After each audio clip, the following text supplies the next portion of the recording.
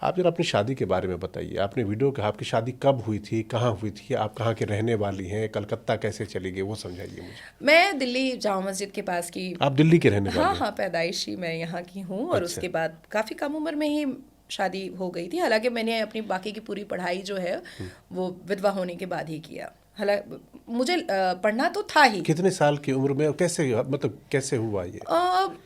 16 से कुछ ज़्यादा थी मेरी उम्र, तब ठीक। मेरा निकाह हो गया था। रुखसती नहीं हुई थी। अच्छा, सिर्फ निकाह हुआ तो रुखसती नहीं हुई अच्छा। थी, तो मिलना जुलना हो ही गया था।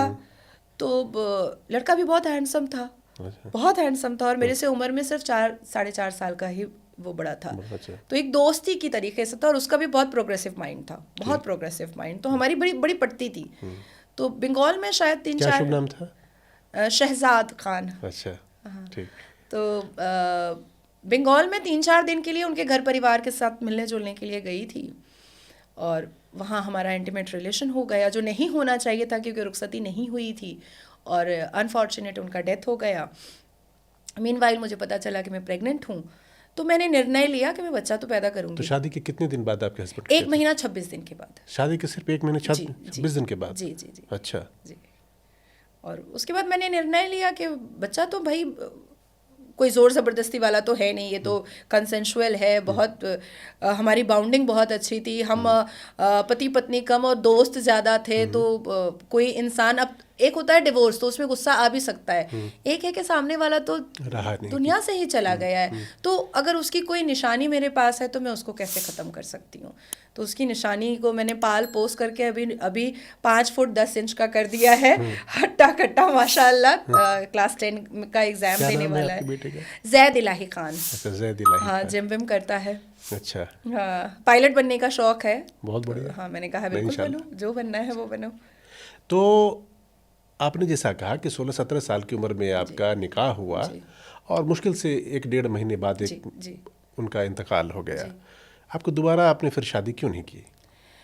मुस्लिम कम, देखिए ऐसा है कि इसके बाद भी बहुत सारी भाई देखिए, चीज़ें। कुछ में आपने जो कहा कि आसरा देने के लिए लोग शादी कर लेते हैं, या माँ बाप भी कर देते होंगे कि एक बच्चे को जो है एक सहारा मिल जाएगा, मैं जब बुढ़ा हो जाऊंगा, उम्र हो जाएगी मेरी, तो इसको कौन देखेगा। आप तो 16-17 साल की बता रही थी, पूरी जिंदगी, या बिल्कुल आराम से कोई दूसरा आदमी बिल्कुल रिमैरिज कर बिल्कुल सकता है। बिल्कुल। आपने फिर क्यों नहीं की शादी? नहीं, मेरे ख़ानदान वालों ने कहा कि अबॉर्शन करा लो। वो मैंने आपको बता ही दिया कि मैं जी बहुत बिल्कुल भावुक हो गई थी, बिल्कुल। तो मैंने अबॉर्शन नहीं कराया। तो उसके बाद ऐसा नहीं है कि मेरे अम्मा अब्बा ने कोशिश नहीं की, बहुत कोशिश की। लेकिन मुस्लिम कम्युनिटी में लड़की अगर तलाकशुदा हो तो उसको उसके मुताबिक लड़का नहीं मिलता है, फिर आपको दूसरी बीवी तीसरी बीवी बनना पड़ेगा। ठीक है। तो और वो मैं नहीं चाहती थी। उसके बाद फिर मुझे याद है कि रिसेंटली 2016 में मेरा एक रिश्ता आया था। अच्छा। तो वो उस बंदे की उम्र जो थी वो 58 थी। अच्छा। और वो अपने माँ बाप के साथ आया था, उसकी बीवी का इंतकाल हो गया था, और उसके आपको जानता नहीं था कि जो इस तरह का रिश्ता लेके आया? नहीं, उस वक्त इतनी रिनाउंड नहीं थी अच्छा। मैं। तो वो लोग अचानक से आए और आ करके बैठे, और मेरे अब्बा बात करने लगे। कहे मेरे अब्बा ने पूछा लड़का कौन है, तो कहा कि मैं हूँ। और मेरे अब्बा की उम्र और उसकी उम्र उससे मिला रहे। तो मेरे अब्बा ने कहा मुझे दामाद चाहिए, मेरा दोस्त नहीं चाहिए, चलिए निकलिए। तो आपने ऐसा पीट के तो नहीं भगाया? और मैं इतना हंसी मुझे, और मुझे मतलब इतनी तसल्ली हुई उस दिन कि मेरे माँ बाप इतने खूबसूरत मिजाज के हैं कि मुझे तो रिवेंज लेने की या मुझे अग्रेशन में आने की या मुझे वोकल होने की जरूरत ही नहीं पड़ी। मेरे अब्बा को खुद ही समझ में आ गया कि इतने उम्र दराज आदमी को मैं अपनी बेटी कैसे दे सकता हूँ। तो उसके बाद फिर जो मेरी एक खाला है, मासी हैं, उन्होंने वो रिश्ता लेकर के वो आई थी। तो मेरे अब्बा ने मेरी तस्वीरें वगैरह दिखाई और कहा कि देखी हो वो क्या है, वो मॉडल दिखती है भाई, और तुम ये किसको लेकर के आ गई हो। वो तो हंस हंस के पागल हो जाती है अगर वो घर पे होती तो मेरी फैमिली मेरा बैकबोन है। मेरी फैमिली, मैं अरेस्ट होती हूँ, मेरी फैमिली मेरे साथ खड़ी होती है। मैं सबसे लड़ करके बच्चा पैदा कर देती हूँ, मेरी फैमिली मेरे साथ खड़ी होती है। मैं शादी ना करने की जिद करती हूँ, मेरी फैमिली मेरे साथ खड़ी होती है। तो मुझे अपनी फैमिली के साथ विश्वासघात करने का बिल्कुल भी कहीं दूर दूर तक नहीं आता है। हाँ, मैंने ये भी अपने माँ बाप को बोला हुआ है कि अगर कोई बहुत खूबसूरत सनातनी हिंदू लड़का मिलेगा तो जरूर करूंगी। और मेरे अम्मा अब्बा ने अप्रूवल भी दिया हुआ है। ये तो ब्रेकिंग न्यूज आप दे रही हाँ, कोई नहीं, मेरे अम्मा अब्बा ने अप्रूवल भी दिया हुआ है कि बिल्कुल हमें उसमें कोई आपत्ति नहीं होगी।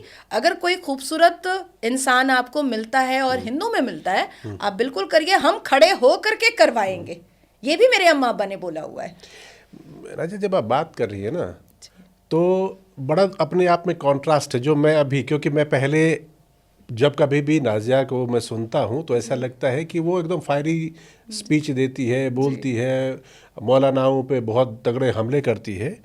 लेकिन आपके पर्सनालिटी में मुझे एक कॉन्ट्रास्ट दिख रहा है। नॉर्मली रेबल वो होता है जिसको सताया गया होता है, उसको लगता है कि मेरे पे बड़े जुल्म हुए हैं भाई, मुझे दबाया गया था, फिर उसे मौका मिला, पावर मिली, या उसका कौन सा जगह, तो वो वेंडेटा निकाल, तो वो तो आता है कि ये चीजें गलत थी, नहीं होनी चाहिए, मेरे साथ जो हुआ हुआ दूसरे के साथ नहीं। लेकिन आप देखिए, आपके मदर और फादर बड़े प्रोग्रेसिव, आपकी शादी हुई, मम्मी ने पहले कहा कि भाई कजन्स ब्रदर्स से शादी नहीं होगी, क्योंकि मुसलमानों के हिसाब से बहुत प्रोग्रेसिव है। फिर आपकी 16-17 बरस की उम्र में शादी हो जाती है। ऊपर वाले का ऐसा विधान था कि आपके हस्बैंड का इंतकाल हो गया। उसके बाद फिर दोबारा आपको रिमैरिज के लिए कोई फोर्स भी नहीं करता कि शादी कर लो, चाहे दूसरी ही शादी किसी की होती, सोच सक, वो भी आपको लिबर्टी मिली।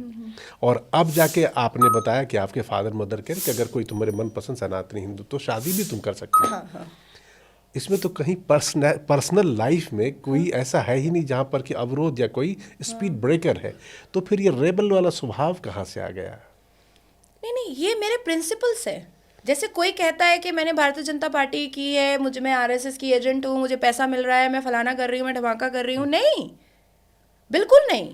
अभी 2024 के लोकसभा इलेक्शन में टीएमसी वालों ने बहुत रेड़ियां लगाई, बहुत अपने चप्पल घिसे कि नाजिया आ जाओ। आपको टिकट दे रहे थे? अब जो भी कर रहे थे, बहुत उन्होंने रिक्वेस्ट करने की कोशिश की। पॉलिटिक्स पे भी आ रहा हूँ तो मैंने कहा नहीं, ये मेरी विचारधारा है। आज कोई मुझे पैसा दे देगा और कह देगा कि अपनी अम्मा को गाली दे दो, मैं दे दूंगी क्या? तो अपनी विचारधाराओं से कॉम्प्रोमाइज मैं नहीं कर सकती। और मेरी व्यक्तिगत जीवन में कभी भी कुछ ऐसा नहीं हुआ है कि मुझे वेंडेटा निकालना पड़ेगा। ये मेरे प्रिंसिपल्स हैं और मैं अपनी जिम्मेदारी समझ करके मैं इस्लाम को रिफॉर्म करने की कोशिश कर रही हूँ और मुसलमानों को जागरूक करने की कोशिश कर रही हूँ। ना इसमें पद का लोभ है, ना इसमें पैसे का लोभ है, और ना ही अपना कोई पर्सनल वेंडेटा है। तो चलिए नाजिया, आपने हमें वक्त दिया और आपने 2-3 चीज़ें बड़ी इम्पोर्टेंट बताई, और उसमें सबसे जो कह लीजिए कि ब्रेकिंग न्यूज़ टेलीविज़न की भाषा में वो ये है कि नाजिया कह रही हैं कि अगर कोई अच्छा सनातनी लड़का मिल जाए तो नाजिया फिर से घर बसाने के लिए तैयार है, शादी करने के लिए तैयार है। एकदम, हाँ।